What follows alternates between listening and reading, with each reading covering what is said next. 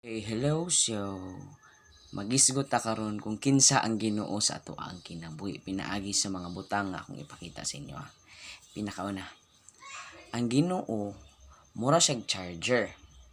Nganuman, tungod kay bisan pag kanang imong cellphone, iPhone nga pinakanindot nga iPhone, latest version nga iPhone, Vivo ba na, Oppo ba na, Huawei ba na, pero timan ina, bisan pag unsa na kamahal ng imong cellphone, kung wa na'y charger, pag malubat na, pag ma-empty na ang baterya na niya, wa kay maka-charge na mahimo nang walay gamit. Murag ikaw. Bisan pag unsay imong nahuman, bisan pag asa kagikan, bisan pag pilay sulod anang imong pitakag unsay imong ginakaon perminti nga nindot kayo, kung wala ang Ginoo sa imong kinabuhi, pag maluya ka, pag naakas ka lisod, pag naakas ka pakyasan, wala kay maduulang Ginoo, mahimong way pulos gihapon ang tanan sa imong kinabuhi. So mo to siya, charger. Sunod, pahumot. Ang Ginoo mura siyag pahumot, di ba? Siya ra gyud ang hinungdan nga mahimong humot ang atong kinabuhi. Kay kung way Ginoo, baho kayo ta sa pagpakasala. Baho ta sa mga kapakyasan. Baho ta sa mga kalisdanan. Pero pag naa ang Ginoo sa atong kinabuhi, humot kayo ta.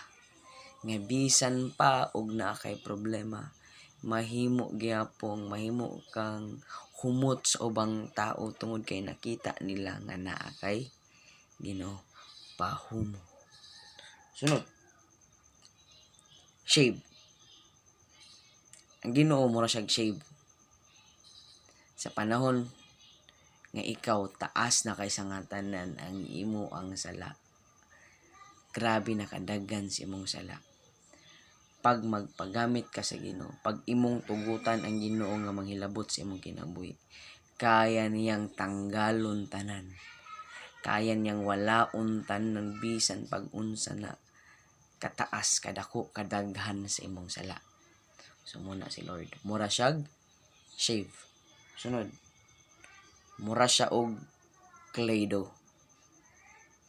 Bisan pag unsa na kayat-yat sa buhok, bisan pag unsa na kabati sa buhok, paggamitan nimo Kleydo mo tindog na.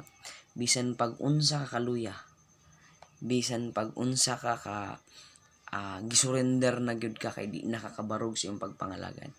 Pero pag naa kay Ginoo, kaya niya og siya ra gyud ang mapabarog sa imo.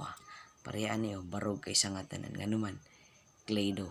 So ana kamaayo ang Ginoo sa imong kinabuhi. Mao nang bisan sa mga bisan unsan makita nato sa tong palibot, makita gyapon nato ang reflection og pagkamaayo sa Ginoo. Munang God is good and He is always good sa atong kinabuhi. God bless.